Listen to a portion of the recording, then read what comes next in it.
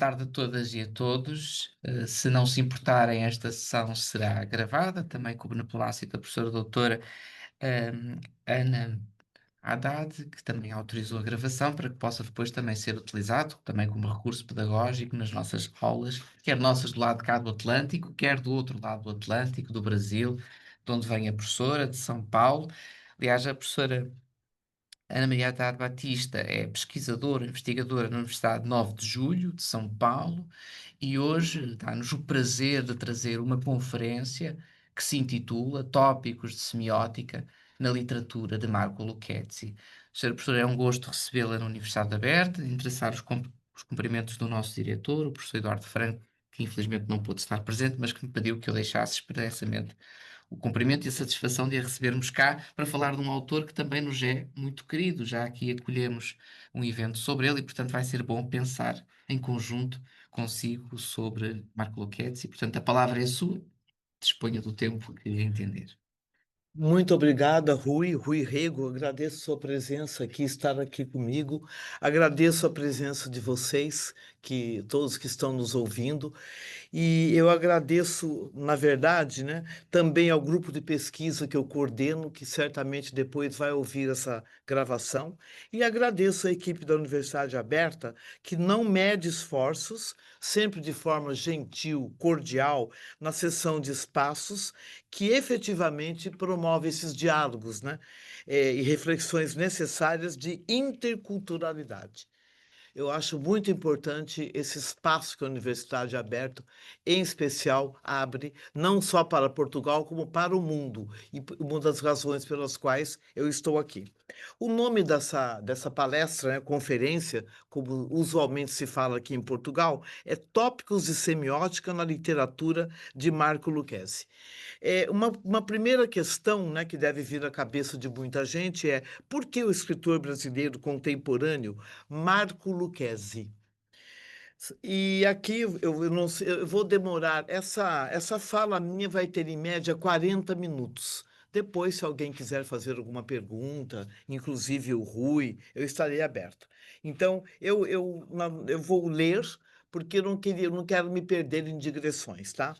Sejamos justos e lúcidos.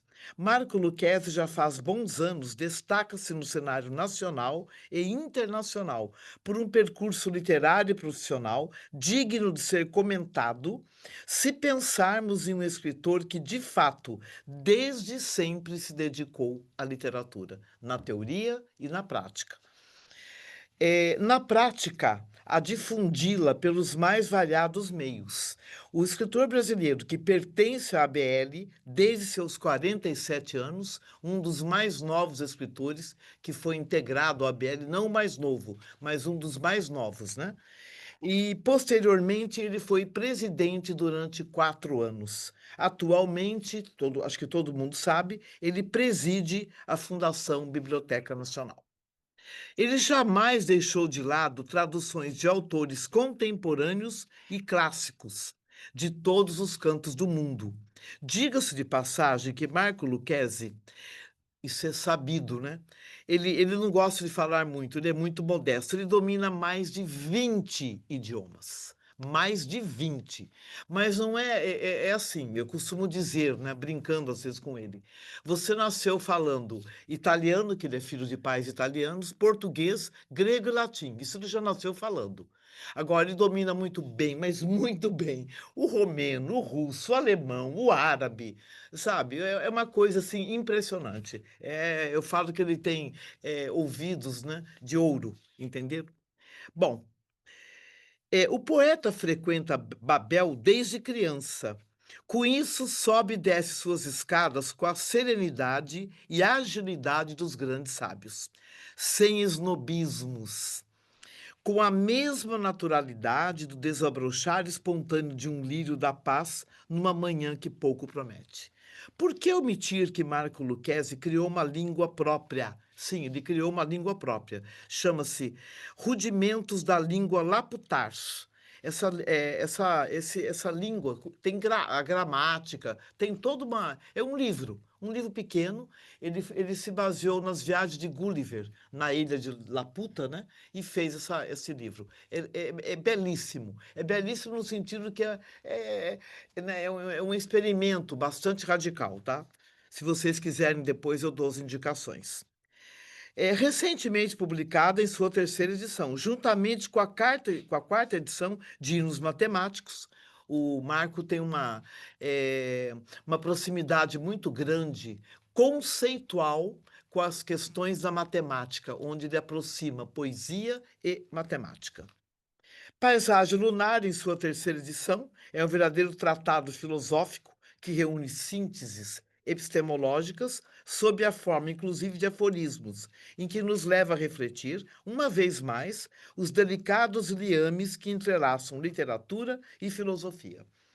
Em Poesia Mundi, a reunião da maior parte de poemas do autor, que por sua vez dialogam com fontes contemporâneas e clássicas, quase inimagináveis, assim como o habitual diálogo do poeta com inúmeras fontes artísticas, filosóficas e científicas. Um dos diferenciais do Marco é que ele não é preso a uma única área. Ele consegue, né, dialogar de forma séria com muitas áreas.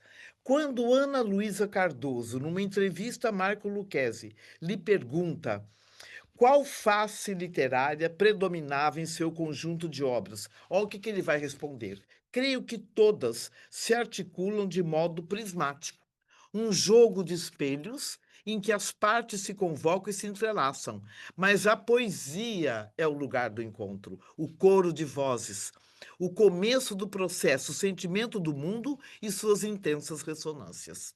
A poesia em tudo, mesmo quando em outro gênero literário ou endereço, as fronteiras caíram, a busca do silêncio e da profundidade me leva a ruídos e superfícies. Fecho aspas. Que são a justificativa, né, do próprio autor. Convém lembrar que Marco Lucchesi não foi nomeado em janeiro de 2023 pelos altos escalões governamentais para presidir um dos mais importantes espaços de memória do cenário mundial por um simples capricho ou um acaso.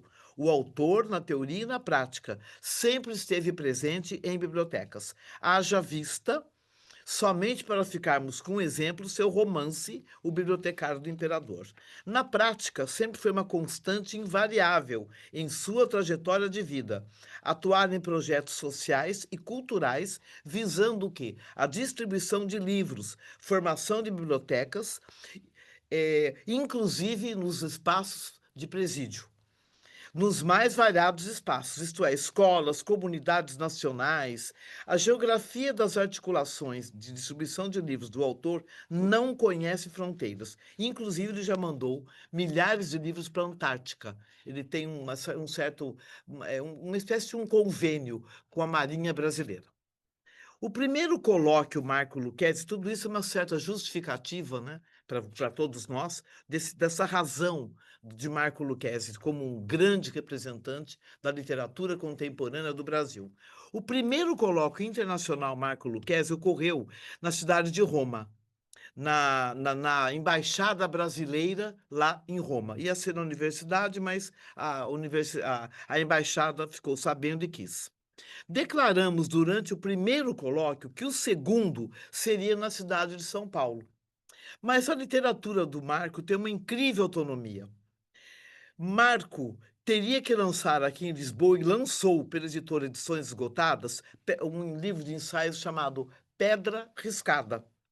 E a Universidade Aberta de Portugal, que faz jus ao nome, ficou sabendo e junto à editora e também digamos assim, né, o Cristiane, eu agradeço muito a você, sempre com a ajuda da Cristiane, sempre por trás, amparando os projetos, resolveu fazer o segundo colóquio. E assim foi.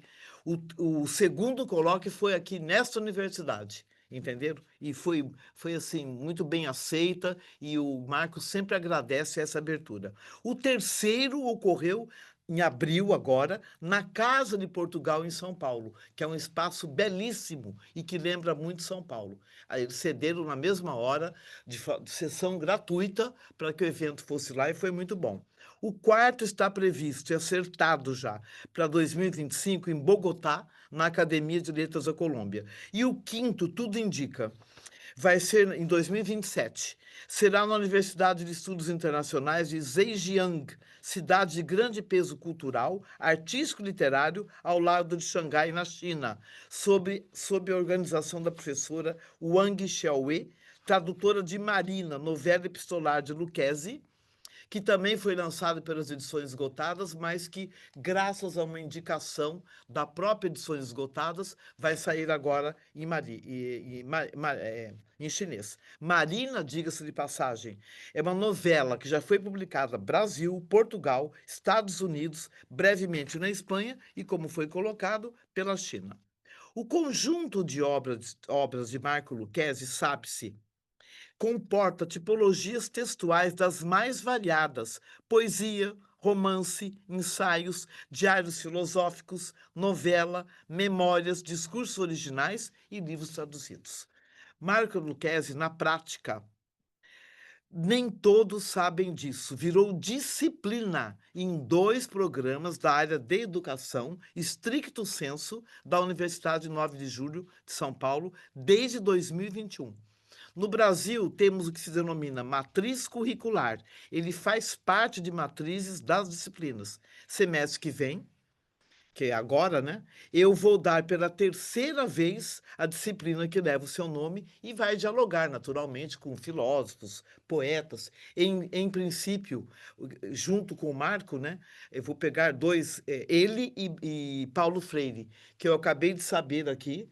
Com o Rui, que também né, é um pensador brasileiro, um pensador da educação, inclusive, foi um grande filósofo, que é muito aceito aqui em Portugal. E até na China. Eu tive o prazer, nesse diálogo que eu tenho com a professora da Universidade Chinesa, de ver lá educação como prática da liberdade, né, a pedagogia do oprimido em chinês. Então, nós sabemos, né, que o Paulo Freire é muito estudado. E essa disciplina que eu dou já é a terceira vez. Até comentaram agora comigo, de um autor vivo, um autor vivo. É um autor vivo, para vocês perceberem, em grande parte, a importância desse autor, né, o Marco Lucchesi. A grande verdade, viu, gente, é que nós devemos fazer pelos autores, eu acho bem-vindo isso da modernidade, pelos grandes autores, pensadores, poetas, músicos, o que nós pudermos fazer em vida, não é verdade? Porque nós não sabemos o que vai ser do outro lado. É em vida. Não adianta. Claro que é bom lembrar de autores que já foram, mas muitas vezes alguns autores que já foram não tiveram aquele reconhecimento que deveriam ter. Entenderam? Um brasileiro que eu creio que não teve o merecimento que deveria ter tido é o Graciliano Ramos.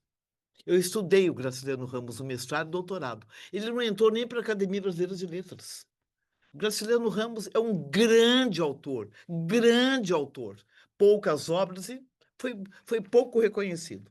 Bom, também existe um grupo, um grupo de pesquisa coordenado por mim, né, que se chama Marco Lucchesi, Práticas das Transformações Silenciosas. Ele é ligado ao CNPq, que é um órgão importante de fomento à pesquisa do Brasil, voltado com exclusividade para a literatura de Marco Lucchesi. Ele é coordenado por mim desde 2028. Internacionalmente, este grupo está, né, então, de forma oficial, inscrito e pertence em diversos níveis ao G5, daqui da Universidade Aberta de Portugal, na linha de pesquisa Literatura, Arte, Transculturalidade dessa universidade, que dá excelentes espaços, inclusive de fomento à pesquisa, e tem parcerias importantes, nós sabemos disso. O grupo também está institucionalmente inscrito no Centoto. O Centoto é um instituto de investigação muito importante da Colômbia, localizado em Bogotá, fundado por Olimpo Morales, e lá também eu sou uma das investigadoras, né? Que, por sua vez, tem parcerias de destaque com diversas partes da América Latina e do mundo. É um centro de pesquisa que nos acolheu. Esse grupo que eu coordeno tem 43 integrantes provenientes das mais diversas áreas, ou seja, professores, pesquisadores, psicanalistas, advogados, matemáticos, historiadores, poetas, músicos e outros. De outros lugares do Brasil, é, tem uma pesquisadora do Japão, da Universidade de Tóquio, da China, da Universidade de Estudos Internacionais de Zhejiang, Portugal, da Universidade do Minho, Espanha, Universidade de Vigo. Então, nós optamos, nesse meu texto, eu optei, né, sem exaustão, pegar as questões de temporalidade das tipologias textuais de Marco Lucchesi, que vão ao encontro, em grande parte, dos conceitos de tempo da semiótica de Peirce. E vamos nos centrar, em especial, na novela Marina, no conjunto de obras do autor. Quando eu digo, né, que na verdade é o título dessa minha conferência, Tópicos de Semiótica na Literatura de Marco Lucchesi. Nós temos a semiótica francesa, que tem uma linha, né? Tem uma certa linha. Nós temos, digamos assim, várias linhas de semiótica. Aqui eu optei do Peirce, que foi um grande filósofo americano. E lá no Brasil, nós temos dois especialistas em Peirce, que é a Lúcia Santaella, que por sinal tem muitos livros publicados aqui em Portugal, e Ivo Assad Ibre. E ele é um grande especialista também em Peirce. Qual é a diferença, digamos assim, né, para a gente falar um pouquinho da semiótica de Peirce, entre ele e os outros? Não que ele seja superior. O Peirce foi um pragmatista. E ele tinha toda uma cosmologia formada, então ele foi um grande filósofo, pragmatista por excelência, e é dentro disso, de todo esse arcabouço teórico, filosófico dele, é que vem se encaixar a semiótica.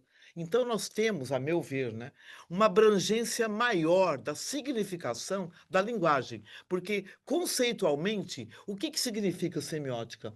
Investigação de linguagens, investigação de todas as formas de linguagem, por acreditarmos, e nós sabemos disso, né, não precisaria ser, já disseram isso antes do Peirce, que só existe pensamento por meio de uma linguagem. Um dos diferenciais de Peirce qual é? É que ele não hierarquiza as linguagens. Nós temos essa tendência terrível de achar que a linguagem verbal, que é a língua escrita e falada, ela seja superior a outras linguagens. E, na verdade, o Peirce não hierarquiza. Todas as linguagens são importantes, tanto a verbal como as não verbais, a da música, a do teatro e outras, porque sabidamente hoje em dia, cientificamente, com todas as falhas da ciência, nós sabemos que há pessoas que pensam por notas musicais, por imagens. O próprio Einstein, ele dizia, eu vejo imagens chegando para mim, né? Eu vejo imagens. Agora, a pessoa falar uma coisa e hoje em dia poder provar isso é importante. Então, esse é um dos diferenciais de Peirce. Um outro diferencial do Peirce é que ele tem um conceito de signo que é mais completo, não é melhor, mas ele é mais completo, mais abrangente do que o tradicional conceito de signo do Saussure, né? Significado e significante. Então, o Peirce ele vai mais além nessas classificações. E é mais aceito pelo Otávio Paz, pelo próprio Umberto Eco, pelo Deleuze, por ser mais completo, que vá e que, de certa forma, há um diálogo muito grande com a filosofia. Nós cremos, pelo menos eu, mais do que nunca, que a literatura ela tem que ter um diálogo em vários níveis com, né? O Marco Lucchesi, ele costuma quebrar, melhor não falar muito, romper com coisas estabelecidas, o que é uma grande qualidade, né? Eu penso, ele nunca segue a moda. Então, Marina é uma novela em pleno século XXI.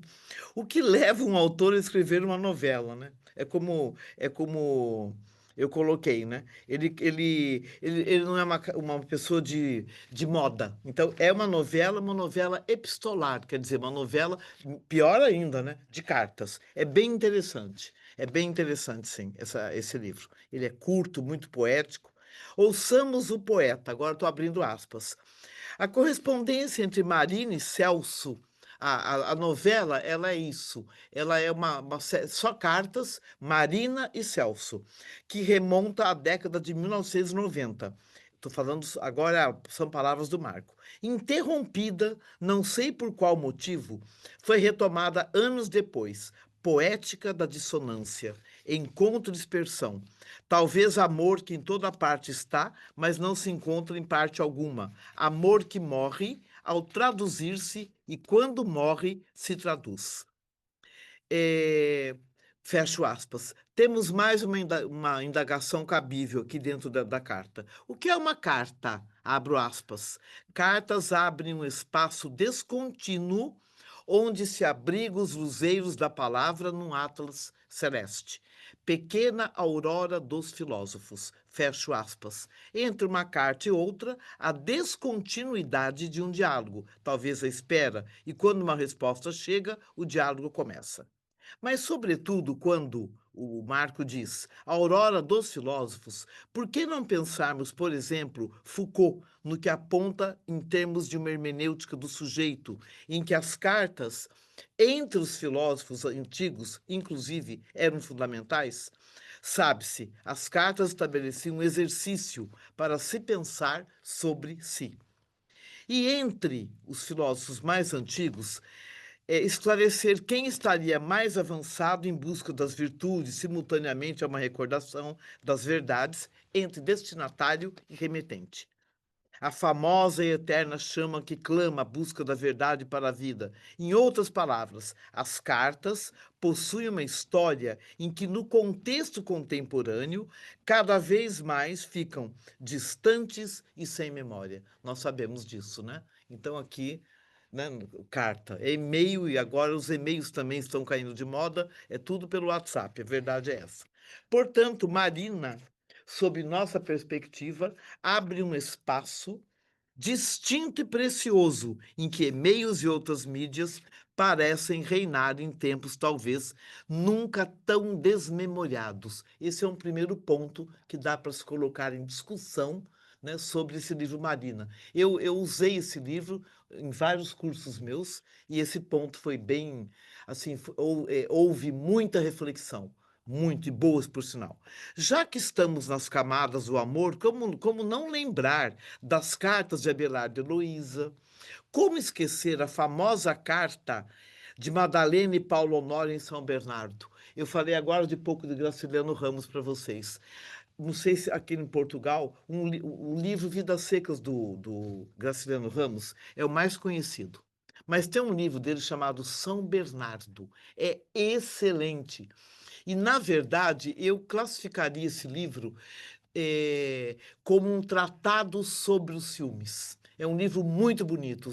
O Paulo Honório tem ciúmes da Madalena, aí ele encontra metade de uma carta, ele acha que a carta não é para ele. É sensacional. E mostra nesse livro São Bernardo o quanto o ciumento ele sofre e vê aquilo que não existe. Marina é uma novela epistolar, prosa poética que indica o quanto a literatura, cuja morte é frequentemente anunciada, se mantém soberana, acima dos supostos determinismos, em grande parte pessimistas, contextuais, quando em mãos de um autor que jamais decretou o seu fim de envergadura. Ao começar da estrutura intrínseca à novela, são 39 cartas. Entretanto, desespera o leitor em busca da continuidade de isso aqui é uma fala da Ana Miranda, que é uma escritora muito famosa no Brasil, viva. Olha o que ela diz. no fragmento de um comentário, tá? Um dos mais belos livros de amor, um moderno cântico dos cânticos, em que o divino se revela através do humano. Além de se inspirar no amor entre um homem e uma mulher, Marina vai invocando o amor mútuo entre poeta e palavra. Amor escrito nas cartas de Celso a Marina a um sentimento antigo, adolescente, que renasce dentro do novo coração de um novo homem. A tensão não tem limites. Então, vejam bem, conforme nós vamos lendo o livro, são cartas muito breves, porque o que manda na literatura mais geral do Marco é como ele falou, é o poético. Ele tem uma literatura muito enxuta, muito que deixa muitos espaços para que nós possamos imaginar. Não imaginar o que não existe, mas, né, imaginar. Então, o leitor desprevenido talvez não note que a carta 12 dá um salto de descontinuidade a 14. Então, Marco Lucchesi dá, tanto quanto Borges, né, ele entrelaça diversas armadilhas para os leitores. Nada é gratuito na literatura do autor. Eu tô me aproximando assim de questões de numéricas, já vou me adiantando, porque um ponto muito importante na semiótica do Percy é a matemática, os diagramas. Então, tudo que é ligado à matemática é um ponto muito importante que faz parte desse arcabouço filosófico pragmático do Percy. Então, ele parte do princípio que, em princípio, todo pensamento é matemático, entendeu? Porque a matemática, ela independe da experiência e por uma série de outras coisas que depois eu vou deixar mais claro. Bom, aí o Marco vai pular da carta 12 para 14. Cada carta tem um número. Onde estaria a carta de número 13? Autor desprevenido não percebe, ele vai. Depois, a maioria que lê pela primeira vez, eu não notei. Mas cada ponto do livro tem alguma coisa a ver. Foi jogada? Foi despedaçada? A gente passa a pensar. Foi perdida? Qual seria, sempre fica uma indagação misteriosa, o motivo? Sabe-se que 13, para muitas culturas, significa um número que indica mau presságio, né? O 13. Tem até aquela história, né? 13 de agosto, né? Meia-noite, se prepare, aquelas coisas todas, né? Seria uma leitura possível, sem querer inventar, que eu detesto inventar coisas para a literatura, coisas que não existem. Uma leitura possível para a inexistência da carta 13 seria o conteúdo da carta 14. Uma brecha nos muros, finalmente, palavras desarmadas, sem apelo. Para onde me levas densa noite? Clarão de negro sol não passa nunca. Fosse bastante pronunciar a noite. É preciso enfrentar a travessia. Como arrancar a pedra da loucura? Fomos arremessados para longe. Tudo isso na carta 14. Levados pela força do destino. Talvez adivinhasse a despedida. Encontro-me num campo de ruínas, preciso dos raios de sol. Como era mesmo a ópera de Mozart? Bom, tudo indica, para não incorrermos uma leitura arriscada demais e nos ardis de uma superinterpretação, como diria Eco, e sem referentes, que há uma situação de perigo, tanto interno quanto externo, na 12 e na 14. Enfim, a carta 13 inexiste. Entenderam? Então tem alguma pequena explicação, né? Quando o leitor avidamente busca o desfecho da história de amor, surge uma grande surpresa.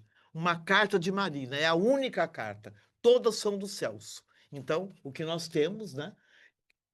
O que pode nos lembrar o Machado de Assis em Dom Casmurro, é uma ótica, naturalmente, né, do Celso, né? Mas tem uma carta de Marina.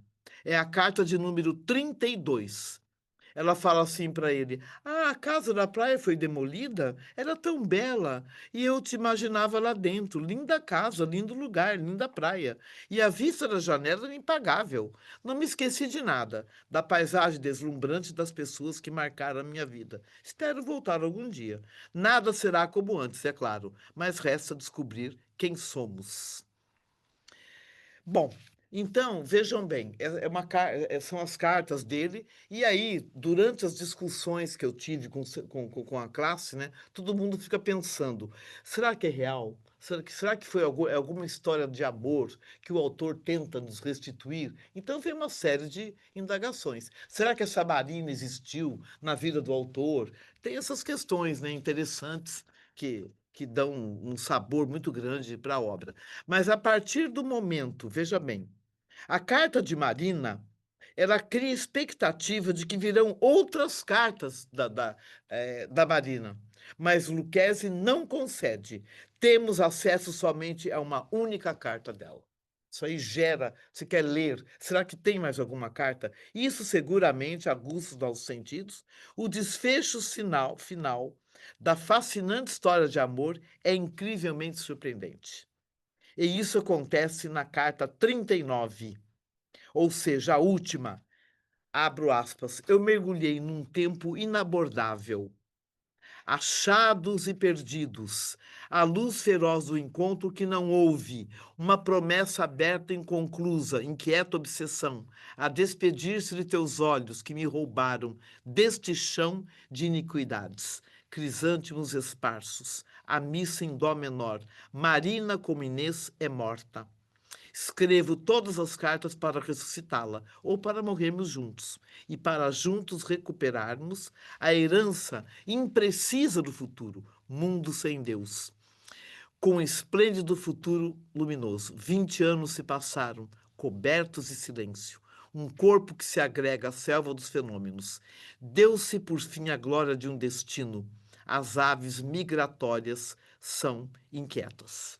Sim, o desfecho imprevisível. Celso escreve para uma mulher que já está morta. Ponto alto do livro, porque a morte é a consciência fatal e irreversível da finitude e a imprevisibilidade do desfecho se sobrepõe ou intercala-se, se justapõe, queiramos ou não, a leitura que havíamos feito do livro. Não teve nenhuma pessoa que tenha lido esse livro, até meu conhecimento, né?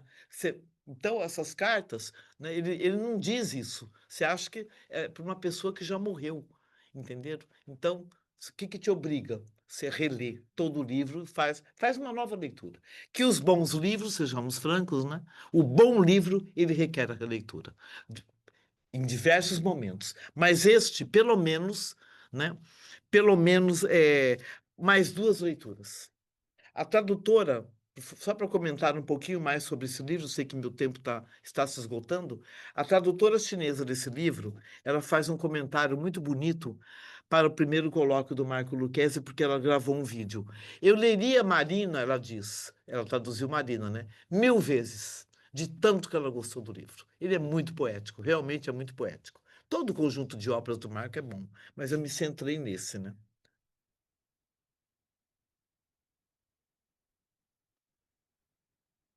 Bom, tal trecho, todo, né, durante a leitura do livro, vocês vão ver que tem várias coisas do Marco, né, várias frases eh, que vão ao encontro da filosofia. Por exemplo, a linha de uma vida é complexa. Não há um modo retilíneo e reversível contra um conjunto de incerteza e digressão. O mundo é uma teia emaranhada. Nossos passos traduzem o devir. Nenhum fato é isolado, tudo é sistema. Esses trechos, de alguma forma, eles vão ao encontro, não ao encontro de um elemento importante contido no pragmatismo da semiótica de Peirce. Ou seja, lembremos que na cosmologia do filósofo americano, o acaso é um conceito importante. Muito importante. Justamente quebra e estilhaça o tempo em sua busca do retilíneo e de Cronos. O acaso, como sabemos, né, como conceito geral, é liberdade, criatividade e, desta forma, indeterminação. Uma das contribuições, uma das grandes contribuições do Peirce, do pragmatismo de Peirce, para o século XX, que ele está no final do século XIX, início do século XX, essa questão do indeterminismo. Nós sabemos, né, que houve houve vários autores pelos mais diferentes caminhos, Freud, Bergson e muitos outros, né, e o Percy, que quebram o determinismo, esse mundo que previamente, em especial no século XIX, até mais ou menos 1850, se achava determinado, completamente determinado, né? A filosofia do Percy vai, de alguma forma, ela é ela não é determinante, ela é a favor do quê? Do indeterminismo, quer dizer, nós temos liberdade. O acaso é o quê? É liberdade, né? E isso é repleto na literatura do Marco. É, Diante do exposto, segue-se mais uma questão importante. A quais ritmos somos levados pelos ardis arquitetônicos labirínticos de Marina? Os ritmos da obra são predominantemente oscilantes, deliciosamente oscilantes, porque, entre outros fatores, os sons de fundo, em grande parte, determinam o ritmo. Nessa medida, acompanhamos entre idas e vindas do livro, né? Quase bamboleantes, baleias, bicicletas, corpo feminino em fuga, frios temporais do Atlântico, atravessar a maresia, nademos juntos, não para de chover, ando nas rochas, o vento move as árvores, mar despenteado, terremoto, Mozart, um piano sobrenada na memória, piano voador, selva selvagem, olha que aliteração belíssima, selva selvagem que sibila ao vento, e mais centenas de imagens expressivas que dão um tom incrível ao movimento, ao ritmo do livro. Um ritmo em que as pausas, lacunas e os silêncios predominam. Afoga-se com isso a leitura literal. Recua silenciosamente. Quando nós, leitores, voltamos à superfície, percebemos que nossos próprios relógios entraram em colapso. O tempo cronológico destoa descaradamente, quando nós vemos Marina, de nossos. O tempo cronológico, né? De nossos relógios internos. Silêncios, pausas e lacunas dão um aroma muito especial à ausência em si mesma que exige do leitor, ou seja, imaginação, fantasia, criatividade. Um processo muito importante nos instantes privilegiados que, quando escapam, impossível retornar a eles, como definição, por definição com o tempo, irreversíveis. O que é o acaso? O acaso, por definição, e também o próprio Percy, né? É um instante privilegiado que nunca mais vai retornar. Se ele retornar, ele vira lei. Né? Então, o acaso ele não tem, é uma coisa única, que nunca houve e nunca mais vai se repetir. Por quê? Porque justamente, né, é, é uma descontinuidade temporal. A densidade poética possui ápices que não podem ficar omitidos. Então existe nesse livro densidade poética em continuidade, mais sutilíssima curvatura erótica, mais eros, entenderam? É, Aqui eu vou ler um trechinho, que eu sei que eu já estou com o tempo quase esgotado, é uma carta de amor, uma das cartas de amor que está contida no livro Marina, né? Então tá assim: carta de amor, desesperado. O Celso diz que rasguei. Pousa nos lábios uma estrela, secreta harmonia, deserto amanhecer, teu corpo inelutável, lagoa iluminada e seios úmidos, bosque, sutil pequena morte, jogo de espelhos, e palavras: seu rosto desenhado no meu peito, a mesa, um copo de absinto, duas palavras, e voltamos a dormir, infame precipício. O erótico do Marco é sutilíssimo em qualquer obra, né? O que também caracteriza a boa literatura, porque, né, uma coisa é erótico, outra coisa né, são uma coisa que eu detesto, né? Aquele explícito, entendeu? o explícito, né? Não, o erótico do Percy, do Marco, é extremamente sutil, muito sutil. Dá algum trabalho para a gente desvendar, inclusive, né?